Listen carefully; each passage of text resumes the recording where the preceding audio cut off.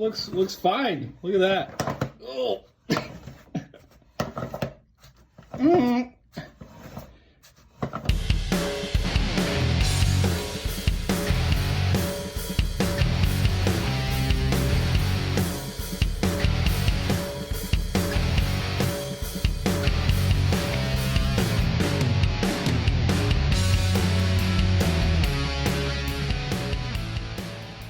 It was low on oil, like 2 quarts probably, because that cover had a bunch of holes in it. It was probably ended up laying on its right side, so it probably drained a bunch when it sat there. But I think I've got everything connected, and I had a blown main fuse. I fixed that. We've got funny noises, and will it crank over?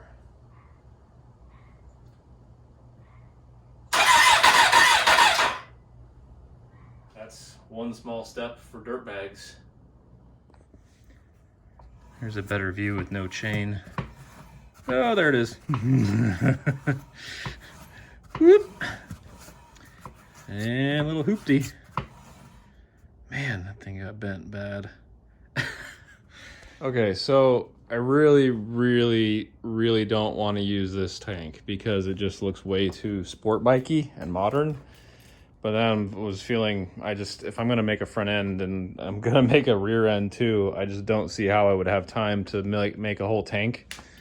I don't know. And the thing is, it needs it's fuel injected, so it kind of needs the pump that it has. And it's got like a sending unit in here. And I was like, it wouldn't be a quick, oh yeah, just make a tank with a petcock and you're fine. So I don't know. But then I was sitting on it and I saw this and I thought it was just paint, and I picked at it and I was like, what is this a hole?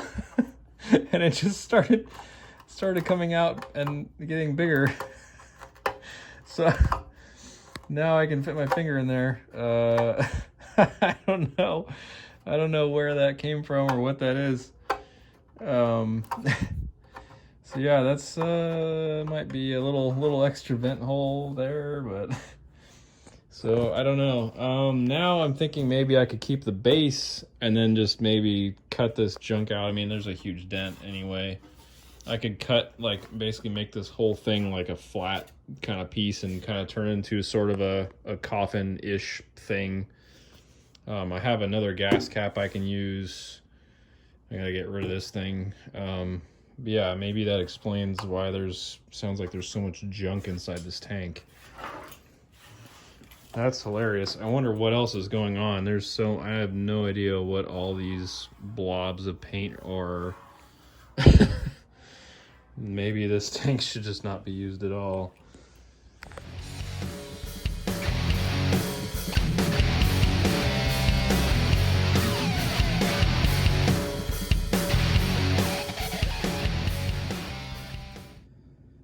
Well, worse than I thought. The fuel pump is extremely rusted and the entire inside of the tank is totally rusted out. So, this thing is just ruined and roached. So now I gotta figure out something else and see if maybe I can use an aftermarket pump, like some sort of electric pump maybe. I don't know. I'll have to do some research and see what I can use, or maybe figure out using another similar tank and hacking it up or something. I don't know. I got a fuel line right here. That's my little guy. Huh. Well, this is not shaping up great yet.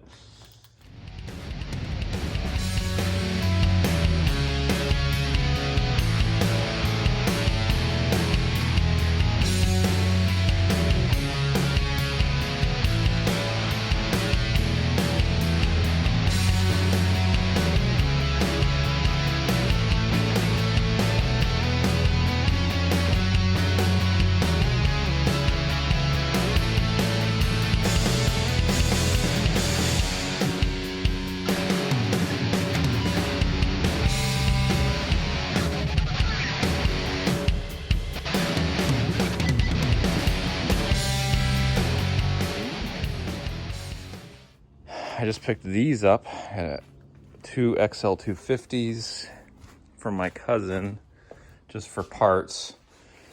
They're pretty hammered, but there's some good stuff. Pretty nice rims. I want to use one of these front wheels so I can go up to a 21-inch in the front and just, it'll look way better. And it has a lot bigger drum brake, I think, than my XL185 wheel does that I was thinking of using. But I was gonna see if I could get this speedometer to work. So I put the cable in and I was spinning it with a drill, and I was like, oh, it doesn't work. And then I looked down here and realized this cable snapped apparently right here, and all of this is the internal that's just spinning around and doing nothing. So I'm gonna see if I have another cable. I may, I don't know if I do. I can rob it from my other XL if I need to though.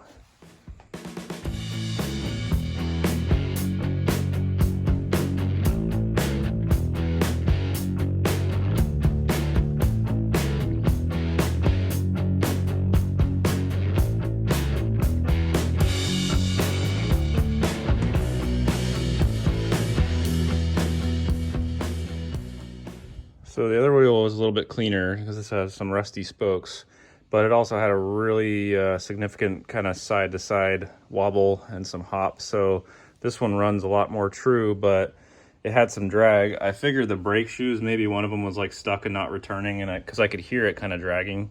But I took it off, and on both sides, the center race of the bearing does not move at all. I guess I could still use this, but I need new bearings for sure. These are shot.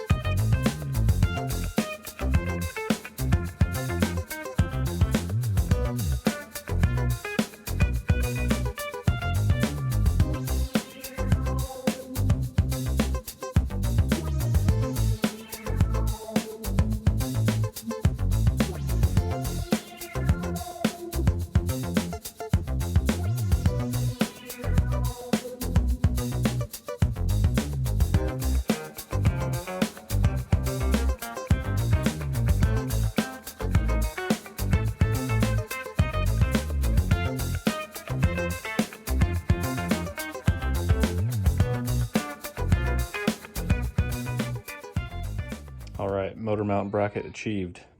Although it sort of looks like a gentleman's sausage. Doesn't it look like one? She's averting her eyes, so that means yes. Okay, a little time-lapse break. I'm working on components for the front end. I have basically more or less triple clamp mounts for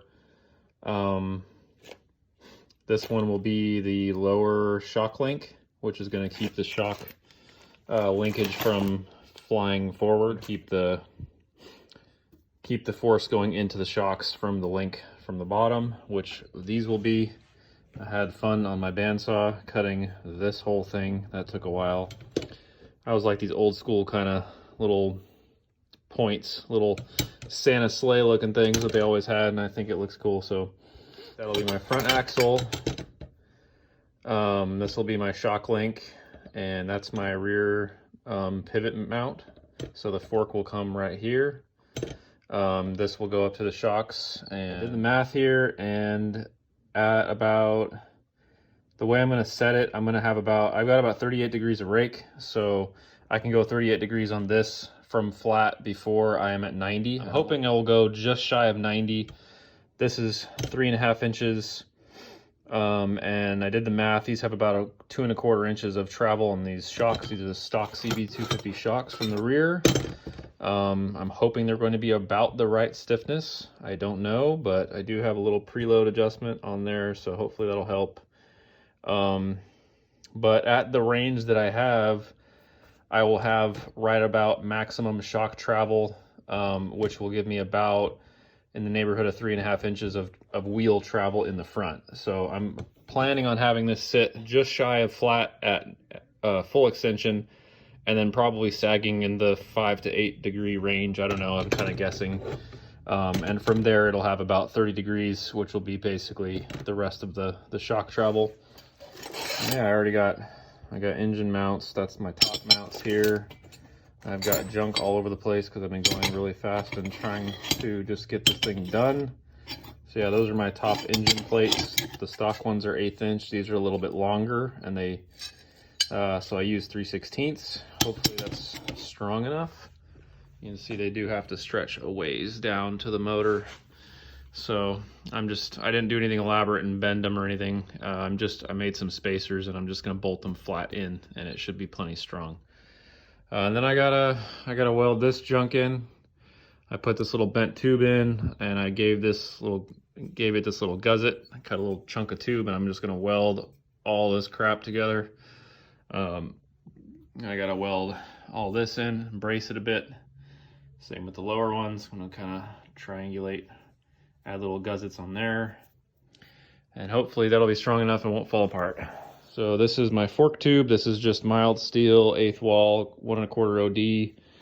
Turned it to the right diameter for my clamps. So I've got about 2 inches of extension if I need to raise the front, and I got about 1 inch of drop if I want to drop the front. And then I'm just going to cut it to length after it's done to make sure. So basically it's going to sit in that range, and then that's going to be approximately where my my lower link is going to sit. And then we'll have the shock hoop that kind of goes right up the top of the back of the tire here, and then links up to the shocks that are going to sit right in the front. So let's see if all this works. Back to time lapsing.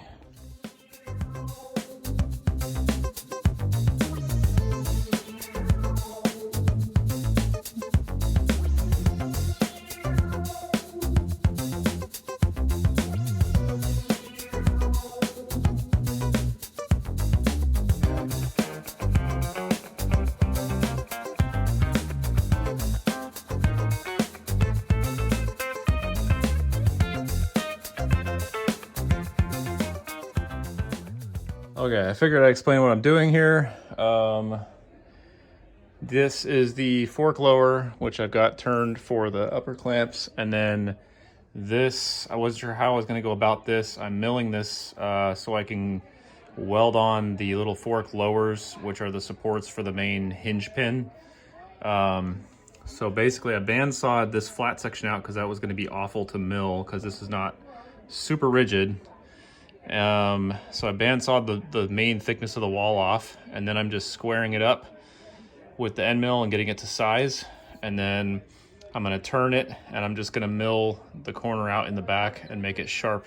Basically my tubes are exactly the same length. These are gonna be exactly the same. The shoulder length will be exactly the same. So all of these are already the length, and then that's gonna go in that spot in the flat section. 2 of those are gonna go in there, clamped together, and then I'm gonna weld the whole outside on both of them, giving them like 5 thou extra because I figure these are probably gonna pull in a little bit after I weld them, and I hope they don't pull in too bad. I'm gonna put a piece of aluminum in between as a heat sink and clamp them together, and that'll keep everything straight. Hopefully, we'll see, I don't know. This stuff is not the best for heat. It does like to bend and go all over the place. 1018 steel, pure garb.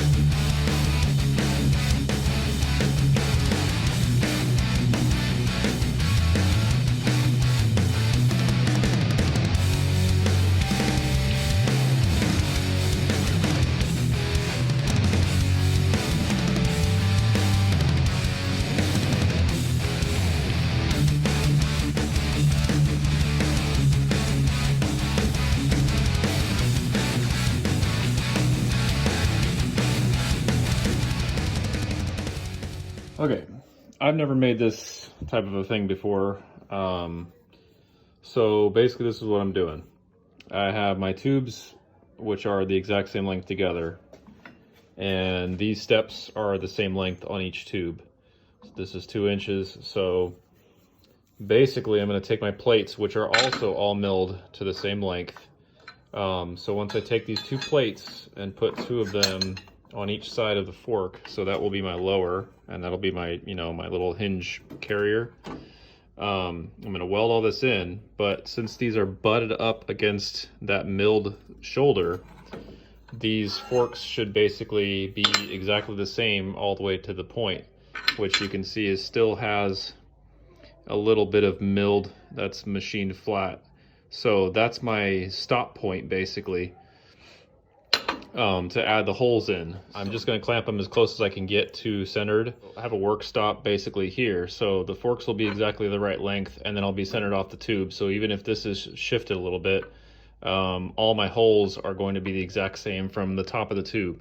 And it's not super critical. I'm only doing, I mean, it kind of is, but I'm just doing this so I can measure the amount of forks stick out the top of my triple clamps and make the forks basically as perfect as I can. So these hinge points on the bottom will be aligned as close as I can. So that's basically why I'm doing that. So that way I can set my height, and then I can basically rotate these when I have them in the clamps and get the links as parallel as I can. And not only parallel, but like square, so they're not like shifted to one side or the other, but square to the bike, straight true to the bike. So that's my hope anyway. That was my idea. Basically, I just cleaned these up. I got a little weld chamfer on the inside, but there is going to be a gap here. Not a gap, but like a little fillet type area, whatever you call it. I'm not a welder. Yeah, hopefully they work. That's the plan.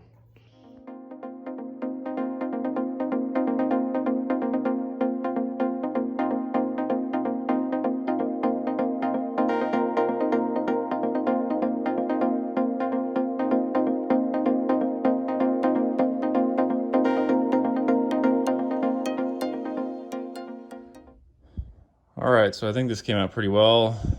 These did pull in and close a little bit like I expected, despite using the huge aluminum blocks for heat sinks.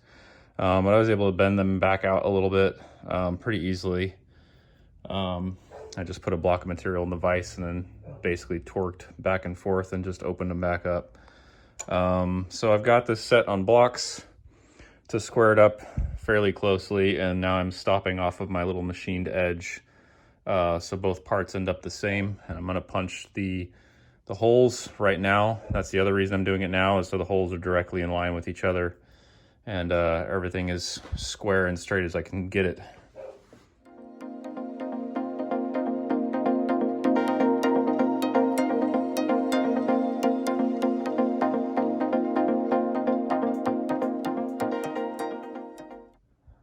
All right, there we are. I just reamed to 751, which these are around 752-ish, 752.5. And I was like, the reamer looks like it's running really true, and I was just gonna test fit and make sure it didn't oversize, over ream due to run out of the reamer or something. But I did check it, and it does seem like it doesn't want to go in. I was just ready for it to just me set it on and go boop right into the hole. I was gonna be furious.